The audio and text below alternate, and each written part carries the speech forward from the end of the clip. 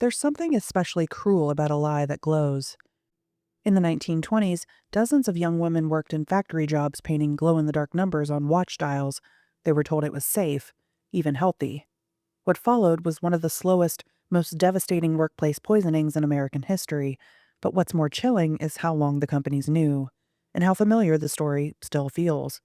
This episode, we're digging into the story of the Radium Girls and the modern echoes that prove this wasn't a one-time tragedy. So let's rewind and let's get into it.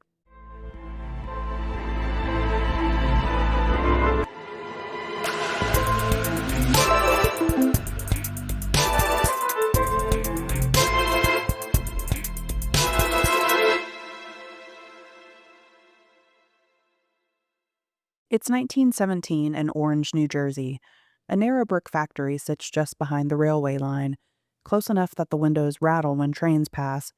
Inside, the air smells faintly metallic. Dozens of teenage girls sit shoulder to shoulder at long wooden tables, bent over tiny watch dials no bigger than a coin. Their brushes are impossibly fine.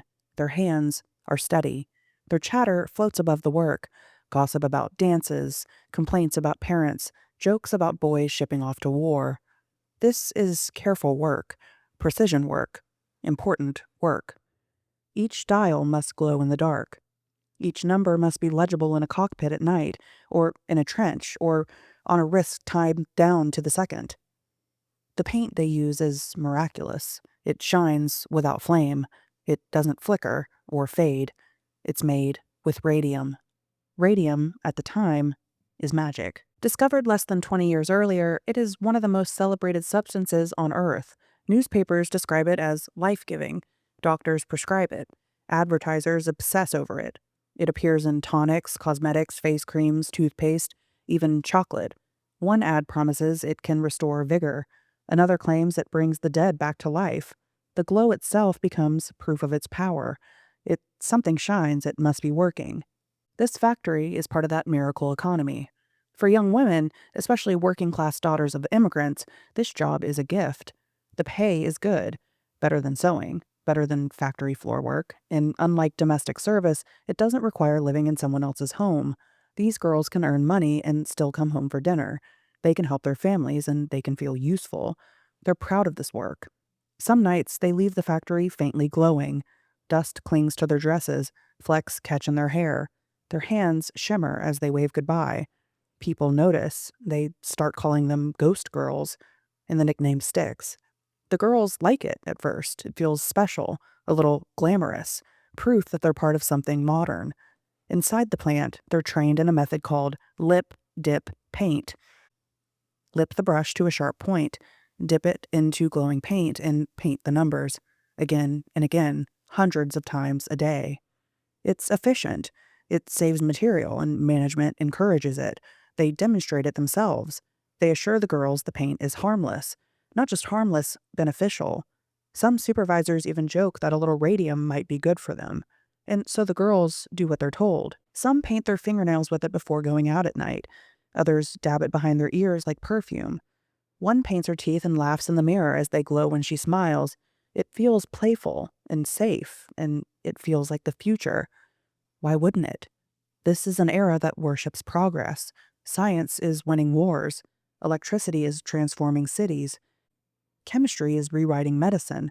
The idea that something so celebrated, so expensive, so closely tied to doctors and universities could be so dangerous doesn't even register. Risk is something associated with factories and mines, not miracles.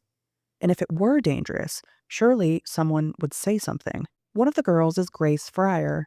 She's 18 when she starts. She's petite, quick-witted, and dependable. She works fast, faster than most, and that matters here. Speed means praise. Speed means job security. This job, glowing numbers and all, feels like her small contribution to the war effort. Her friends feel the same way.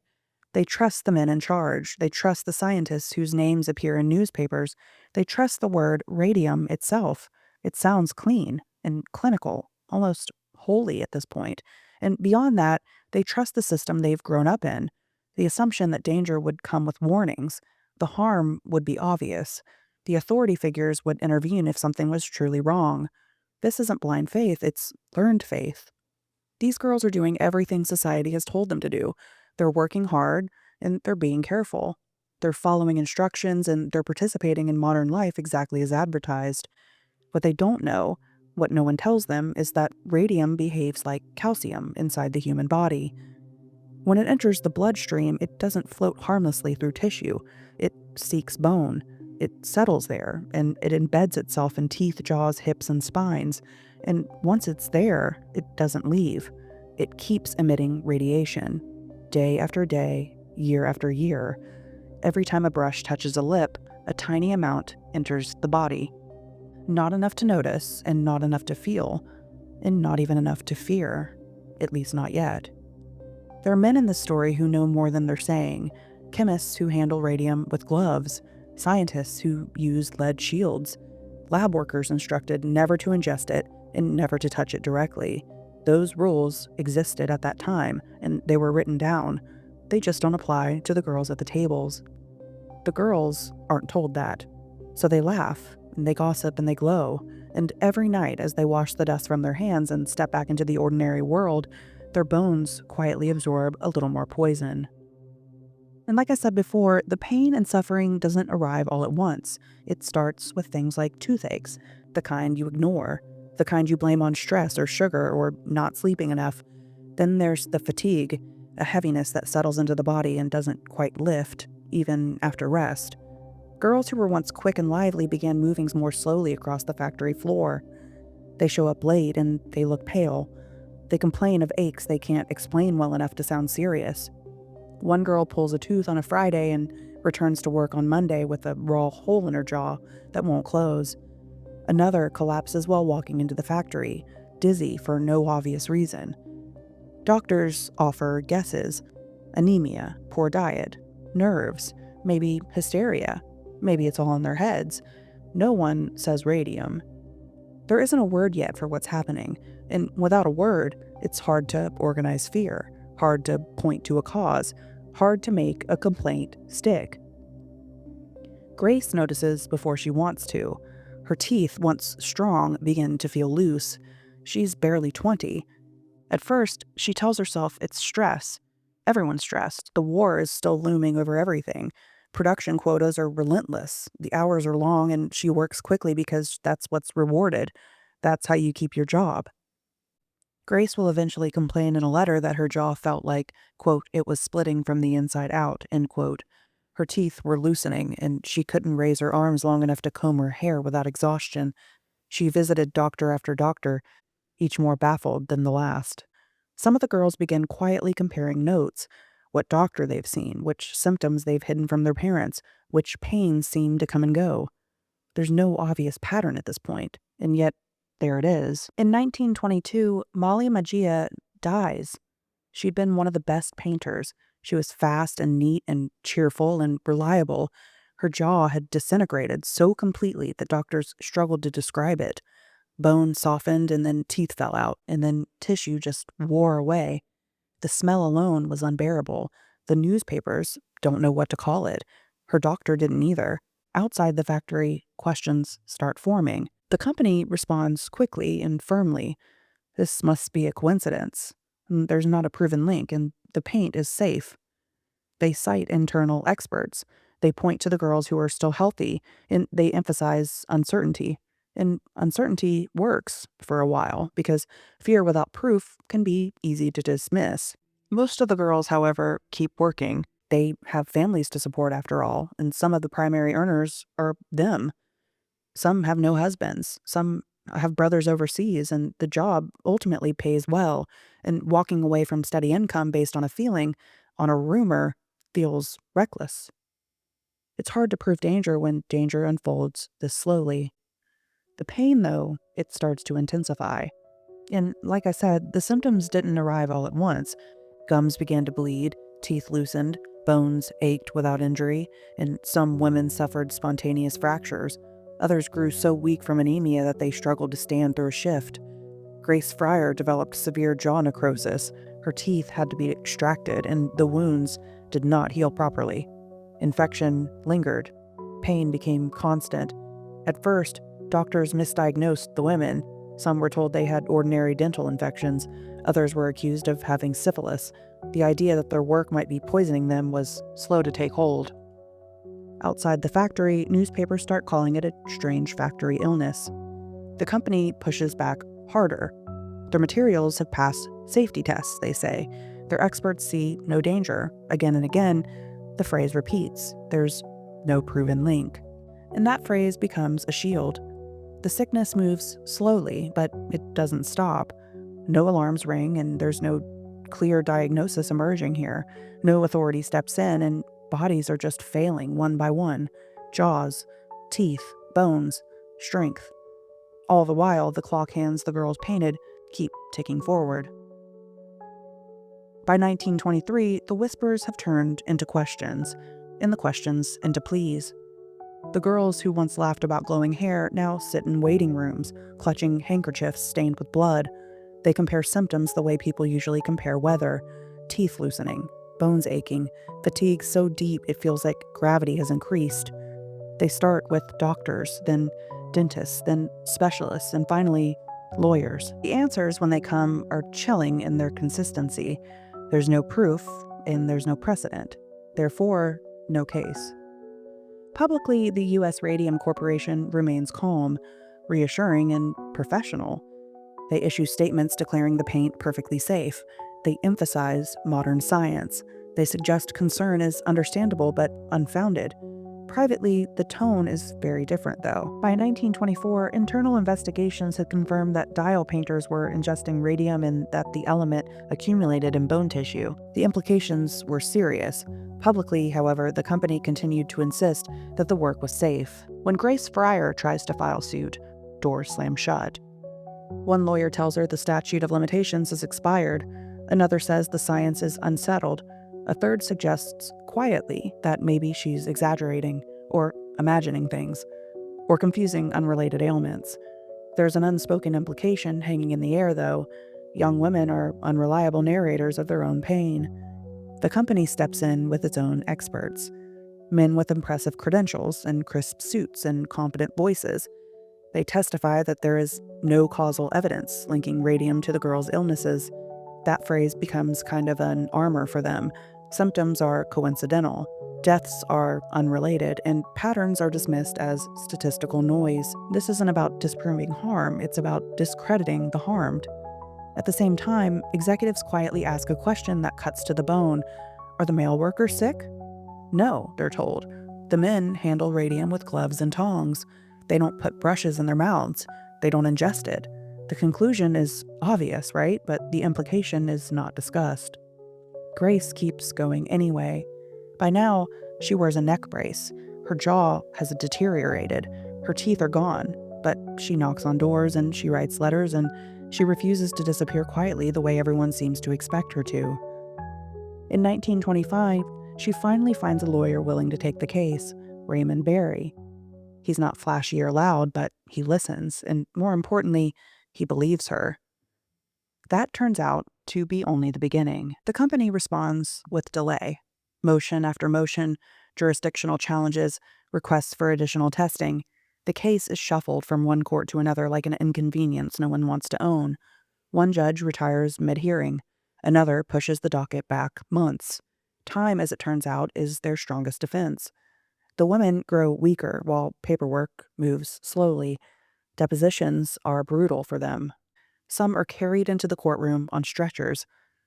This is not a metaphor. This is physical reality intruding into legal space. And suddenly, reporters can no longer look away. National newspapers began covering the dial painters' illnesses more prominently. Investigative reports detailed the women's deteriorating health and the company denials. Editorials grew sharper. The case became a symbol of what happened when industrial progress outran regulation, and when working women were left to prove the cost of it with their own bodies. U.S. Radium does not flinch. A company physician dismisses the symptoms as nervous hysteria. Another accuses the women of chasing attention. Publicly, the company insists it's complied with every health standard in existence. Privately, though, the truth slips. Company leadership resisted settlement, admitting liability in one case could expose them to many more. Defense strategy focused on challenging causation, questioning medical conclusions, and delaying proceedings. In court, expert witnesses disagreed sharply. Company-backed physicians emphasized uncertainty in the science, while independent investigators pointed to mounting evidence that radium accumulated in bone. The litigation dragged on, and for women already weakened by illness, time was not neutral. As the case drags on, the women fade physically, but not morally. By the time the case reached the courtroom, Grace Fryer was gravely ill. Her physical deterioration was impossible to ignore. Proceedings were accelerated in part because it was unclear how long many of the victims would survive. They weren't asking for vengeance. They were asking for acknowledgement and for financial support before the disease took them completely. The story has escaped the factory walls now, and slowly, too slowly, but undeniably, the world begins to listen. National newspapers began covering it more prominently. The New York World's editor, Walter Lippmann, blasted a lengthy court delay as a damnable travesty of justice, arguing that the women were dying and deserved a prompt hearing. Coverage like this helped shift public perception, not away from science, but toward the broader question of who gets believed and how institutions handle the suffering of workers whose plights defy easy explanation. The press called them the Radium Girls. In court filings, they were identified by case numbers. The contrast is stark. On one side, bodies visibly failing. On the other, the company's legal team in crisp suits, papers stacked neatly in front of them. Order versus entropy. The company's lawyers argue what they've argued all along. The science, they say, is inconclusive. They cite studies from experts whose names carry weight, even if their methods don't. They question the women's work habits. Did they really follow instructions? Did they ingest the paint improperly? They may have swallowed it, one attorney says carefully, but where's the proof of causation? That word again, causation, the barrier between suffering and accountability. Grace's attorney, Raymond Barry, responds not with rhetoric, but with evidence. He calls Harrison Martland, a county medical examiner who had performed autopsies on the deceased dial painters. Martland doesn't speculate. He testifies to what he had seen. Radium, he explains, behaves like calcium. The body absorbs it into bone. Once there, it emits radiation continuously. The damage doesn't stop. These women, he tells the court, have radium in their skeletons. Under the microscope, he says, the bones glow. U.S. Radium Corporation offers a settlement. Each woman will receive $10,000, roughly $175,000 today, and a $600 annual annuity. The company will cover medical expenses going forward, and it's presented as compassion, as closure. But it's not an admission of guilt. It's a way to end the story. Grace ultimately accepts the settlement. She doesn't have the strength to continue. Neither do the others. The fight has already taken more from them than it will ever give back. The settlement came not as a triumph, but as a reprieve. The women were alive, yes, but barely. Several would not live many more years after that. Still, the impact ripples outward.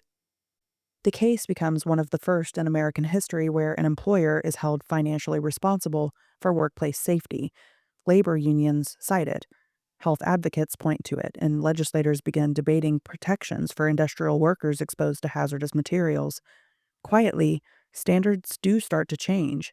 Publicly, though, U.S. Radium issues no formal apology. Executives retreat from public view.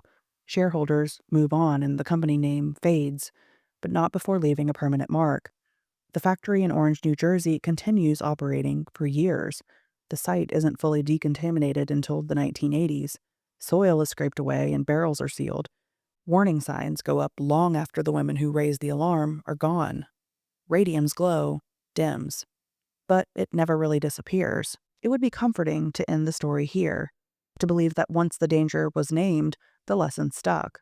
That once bodies were broken badly enough in public, institutions learned how to respond faster next time.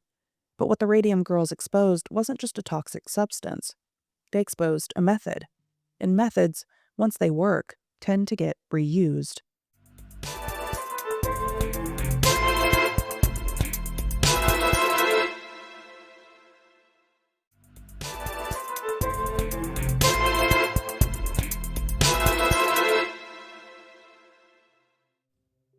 Decades later, in a town called Parkersburg, West Virginia, people start getting sick.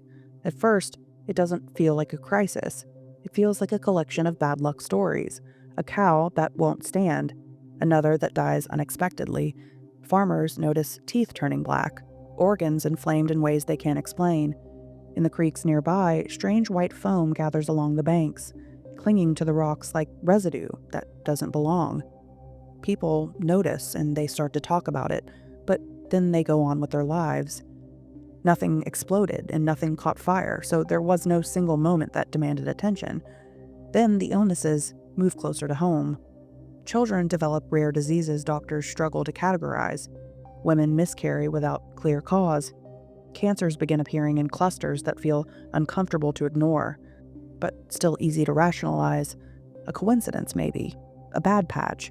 Something environmental, maybe, but unspecific enough to remain unchallenged. The thing about slow harm is that it gives everyone an excuse. Eventually, the trail leads to a chemical most residents have never heard of, perfluorooctanoic acid, PFOA, also known as C8. It's used to make Teflon. It belongs to a broader family of substances now called PFAS, also known as forever chemicals. They don't degrade and they don't dissolve. They don't leave. Once they enter the human body, they accumulate, quietly and patiently. And the company responsible is DuPont. When the documents surface decades later, the parallels to the Radium Girls are impossible to miss. As early as the 1970s, DuPont scientists are documenting concerns. Lab animals exposed to PFOA die, birth defects appear, and tumors form. The information is circulated internally and discussed in meetings and tracked in charts. And then it's all contained. The EPA is not informed. Workers are not warned, and nearby communities are definitely not told. Production continues, though. Publicly, DuPont reassures. Exposure levels are safe, they say. No evidence of harm at the doses people encounter. The language is careful and measured and scientific. It sounds responsible. Privately, the company tracks cancer rates. This split between what is known and what is acknowledged is not an accident. It's a system, and it works for a very long time. One lawyer, Rob Billett, spends nearly 2 decades pulling at that thread, not because he set out to take down a chemical giant, but because a farmer's story won't leave him alone. Dead cows, blackened teeth, a creek that looks wrong. What Billett uncovers isn't a smoking gun. It's something more familiar and more damning. There's emails about delay, memos about uncertainty, discussions about optics, not safety. The same logic that once governed radium appears almost intact. By the time a class action is filed, more than 70,000 people have been exposed. And still, the language holds. There's no proven link. Below regulatory concern. Further studies required. PFAS are now found in the blood of nearly every American. They're in rainwater and soil and polar ice. The chemicals designed to resist heat and friction resist accountability just as effectively. DuPont eventually settles over $600 million, a number large enough to sound like justice, small enough to absorb. Liability is spun off and responsibility is diluted. The system continues. What's striking is not that harm occurred, it's how predictable the response was. By the time PFAS entered the public vocabulary, the pattern should have been obvious.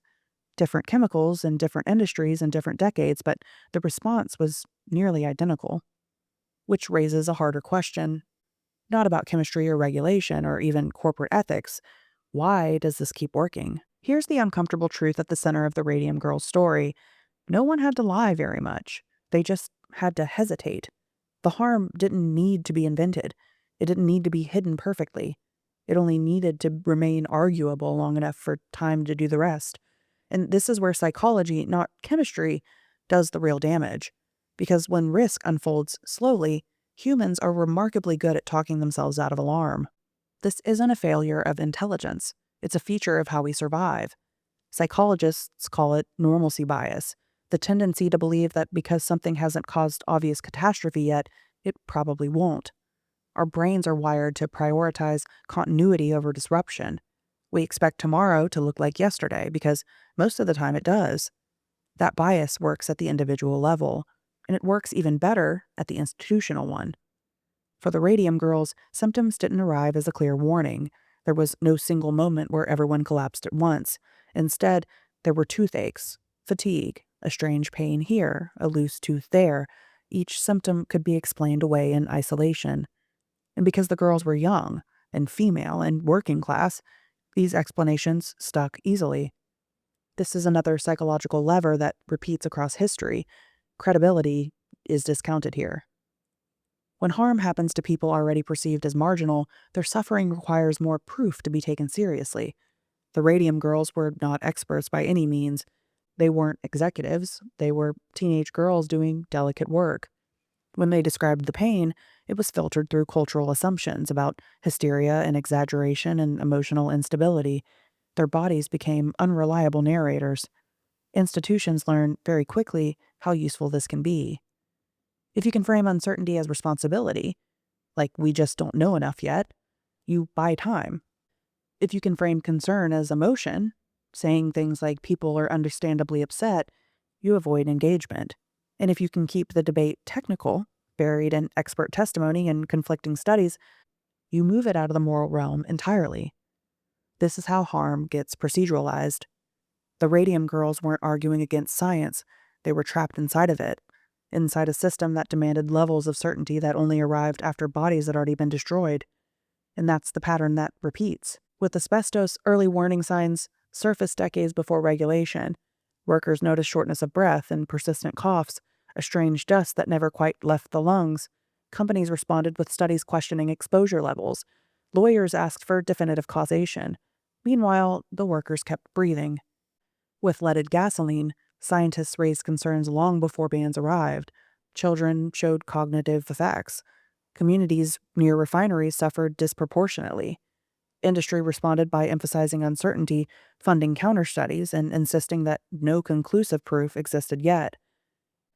With opioids, internal documents showed companies understood addiction risks while publicly insisting misuse was rare. Patients trusted doctors. Doctors trusted data. The system trusted itself. And every time, the same psychological dynamic played out. If the harm is slow, it feels optional to respond. If victims are dispersed, responsibility feels abstract. If proof is incomplete, delay feels justified. What makes the Radium Girls case especially revealing is that the harm was literally glowing, and still, it wasn't believed. This is a textbook example of authority bias, and it's devastatingly effective. The girls trusted the company because the company looked legitimate. The scientists wore lab coats, and the supervisors demonstrated the technique themselves. The substance was expensive. It was celebrated. It was endorsed by doctors. All of that created a cognitive shortcut. Someone smarter than me has already checked on this. And once that belief sets in, questioning becomes irrational to you, even dangerous. Walking away from a good job based on a vague fear feels irresponsible, especially when everyone around you is doing the same work without protest. This is how normalization happens. Risk doesn't need to be accepted explicitly. It just needs to become routine. By the time the Radium Girls realized something was deeply wrong, the cost of speaking up was already high. Their bodies were failing, and their credibility had been undermined. The statute of limitations was ticking, and the company had lawyers, and they had pain. This is where another psychological trap snaps shut: the burden shift. Instead of companies having to prove safety, individuals are forced to prove harm. And proving harm, especially long-term harm, invisible harm, is extraordinarily difficult. It requires lots of resources and time and experts and endurance. Things the Radium Girls didn't have. And the cruelest part is that institutions know this. They know that delay favors the powerful. They know that uncertainty exhausts the vulnerable. They know that if they can stretch the timeline long enough, people will get sick or tired or just die. And the problem will quietly resolve itself. So what's being exposed here is a dangerous system. And once you understand the psychology, the next story doesn't feel like a shift. It feels like the same system finding a new place to land. A different town and a different chemical, but the same delay. And once again, the first person to take danger seriously wasn't a regulator or a corporate scientist. In fact, you may already know it. It involves contaminated water, a powerful utility company, and a woman most people recognize not because of her credentials, but because Hollywood eventually made her legible. Her name is Erin Brockovich. Let's go to the 1980s in the desert town of Hinckley, where the water looked clean and clear and cold and normal. People drank it, and they cooked with it, and they bathed their children in it. They raised families on it, trusting that the water coming out of the tap had already been checked, filtered, and deemed safe by someone with authority. Cancers started to cluster in strange ways, though. Nosebleeds became common. Chronic fatigue and tumors and miscarriages and birth defects became more and more apparent. People compared notes quietly, unsure whether they were seeing a pattern or just scaring themselves. Because nothing about the water looked dangerous. The source, it turned out, was Pacific Gas and Electric, better known as PG&E.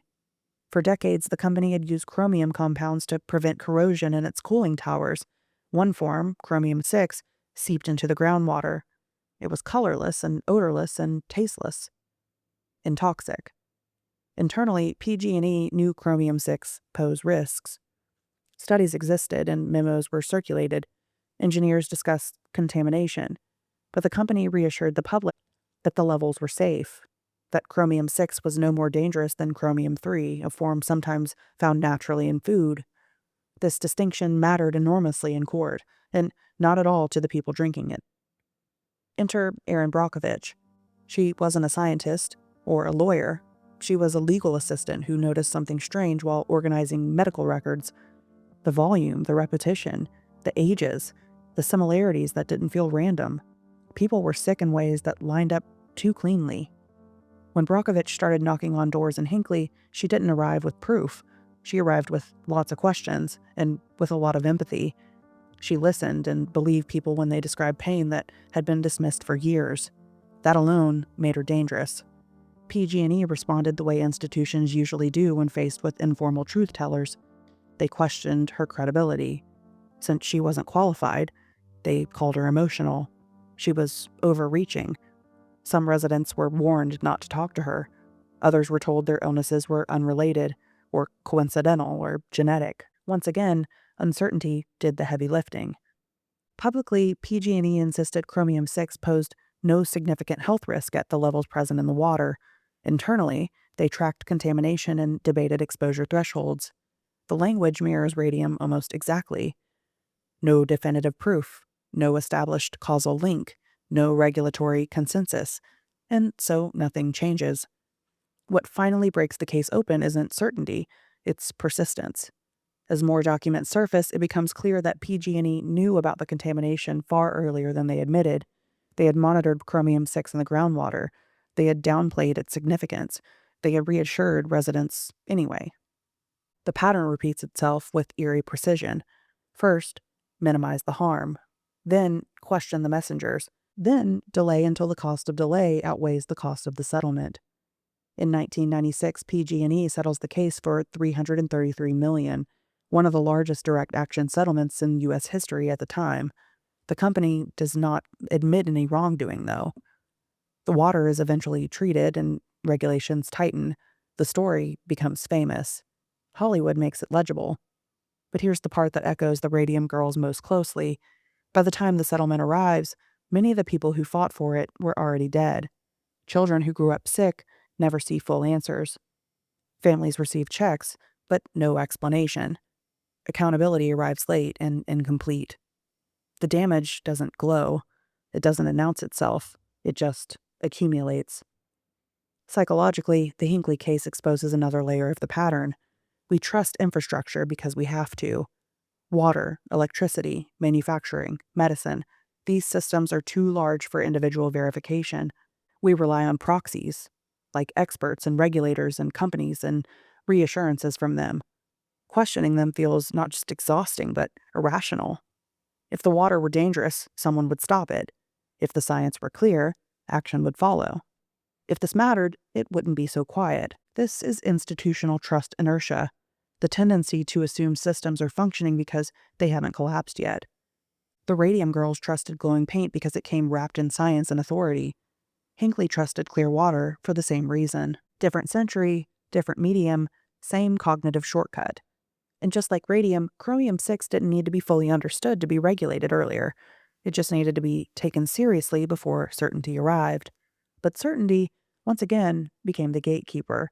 When asked later what P&G&E knew and when, the executives emphasized evolving science, incomplete data, regulatory ambiguity, always ambiguity. Grace Fryer heard that language too. So did the families in Parkersburg. So did the workers breathing asbestos dust. And so will the next community, unless the pattern itself becomes the warning. When you strip these stories down far enough, they stop being about chemicals. They become stories about time. Who gets it? Who runs out of it? Who's asked to wait quietly while the system decides what it's willing to know? There's a reason stories like this feel familiar.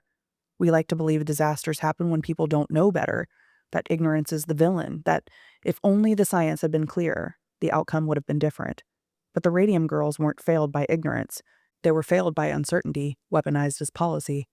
The danger wasn't invisible, it was inconvenient. Psychologically, this is where repetition lives.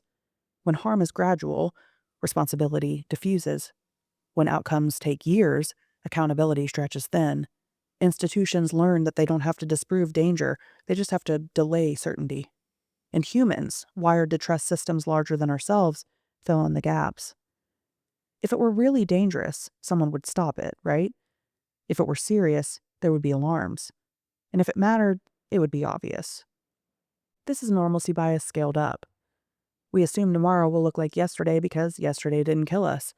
We accept low-level harm because it doesn't interrupt our routines. And institutions know this. They rely on it. That's why so many of these stories share the same language. Certainty becomes the gatekeeper, and certainty in complex systems almost never arrives on time.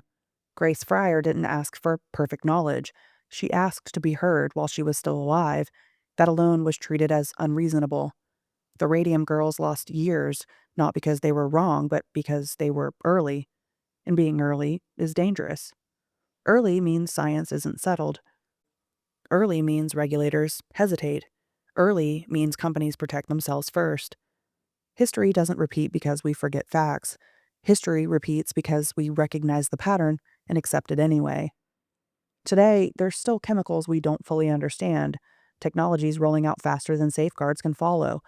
Products deemed safe because the data hasn't yet crossed a legal threshold. We still treat uncertainty as permission. And we still ask people absorbing the harm to wait. Grace Fryer lived long enough to see a settlement, but not long enough to see true accountability. The glow that once felt like opportunity followed her into the ground. And that may be the only way this pattern ever breaks. Not through certainty, not through institutions, but through people who refuse to fade before the system is ready to acknowledge them.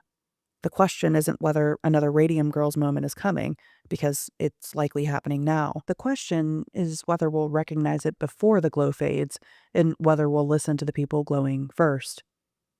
Thanks for listening to this again. And if you haven't already, be sure to follow the show on whatever platform you listen on so that you can be notified every time a new episode drops. And send this to a friend who loves an underdog fight. I'll see you next time.